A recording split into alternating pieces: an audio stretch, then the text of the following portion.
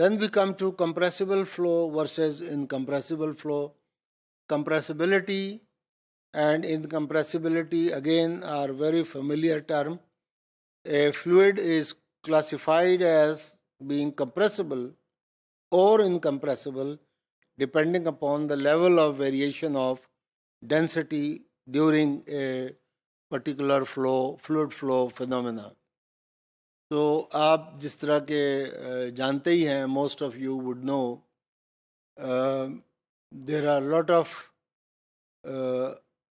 Elements, incidents, چیزیں کہ جن کی ڈینسٹی چینج نہیں ہوتی ایزیلی. تو جن کی چینج نہیں ہوتی نارملی وہ لیکوڈس کو میں دیکھا جاتا ہے, لیکن اگر آپ گیسز دیکھیں, no matter which gas, then it is subject to change in density if you apply forces on that. External force apply کریں, pressurize کریں, then it reduce in volume, but then its density will increase, or vice versa in the other direction بھی یہی چیز ہو سکتی ہے. Therefore, the volume of every portion of fluid remains unchanged over the course of motion. This is for fluids, or that is why we normally would like to call them as incompressible. Mostly that is the condition that prevails for liquids.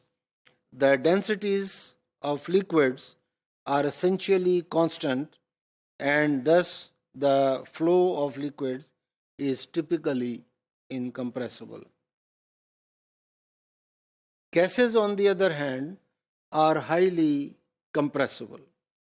When analyzing rockets, spacecrafts, and other systems that involve high-speed gas flows, the flow speed is often expressed in terms of dimensionless Mach number, which we defined as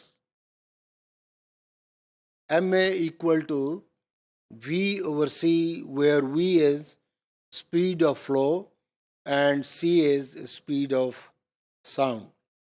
So when these two things are equal, the Mach is equal to 1, and such a flow is known as a sonic flow. But if Mach number is less than 1, we call it subsonic flow, and if Mach number is greater than 1, we call it supersonic flow, and if Mach number is much greater than 1, then it is called as hypersonic flow. تو آج کل آپ دیکھتے ہی ہوں گے جیسے کئی اکثر فائٹر ایئر کرافٹس, ہمارا تھنڈر 117, F-16, یہ وہ ایگزامپل, یا میراج ایون, یہ وہ ایگزامپلز ہیں جو سپر سونک اسپیڈ کے اوپر فلائی کر سکتے ہیں. اور آن دی ادر ہینڈ جو ہمارے نارمل کمرشل ایئر کرافٹس ہیں وہ سب سونک اسپیڈ کے اوپر چلتے ہیں, اور ویری ریئرلی ایک آدھے ایئر کرافٹ بنا بھی تھا, لیکن پھر وہ بعد میں اس کو ختم کر دیا گیا. لیکن بہرحال فائٹر ایئر کرافٹس میں زیادہ تیز اسپیڈ کی ضرورت ہوتی ہے, وہاں بنائے بھی گئے ہیں, اور کمرشل اسپیڈ میں پھر یہ ٹیکنالوجی اتنی مہنگی ہے کہ وہ اکنامیکلی وائبل نہیں رہتے.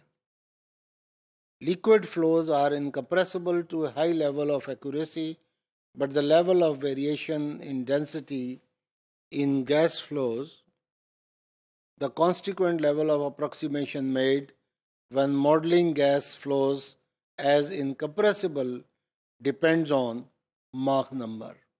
So compressibility very much depends on this number. Gas flows can often be approximated as incompressible if the density changes are under about 5%, which is usually the case when Mach number is less than 0.3. So you can see an estimate there for the scientist when they can consider a certain flow as incompressible. لیکن اگر یہ جو ایک criteria رکھا ہوا ہے, اگر یہ بریک ہوتا ہے تو پھر then we cannot consider the fluid flow as incompressible. Therefore, the compressibility effects of air can be neglected at speeds under 100 meters per second, but when it is higher than that, based on that criteria, یہ جو ہے یہ related ہے with ma is less than 0.3 and the speed is about 100 meters per second, تو اسے ہم incompressible کر سکتے ہیں.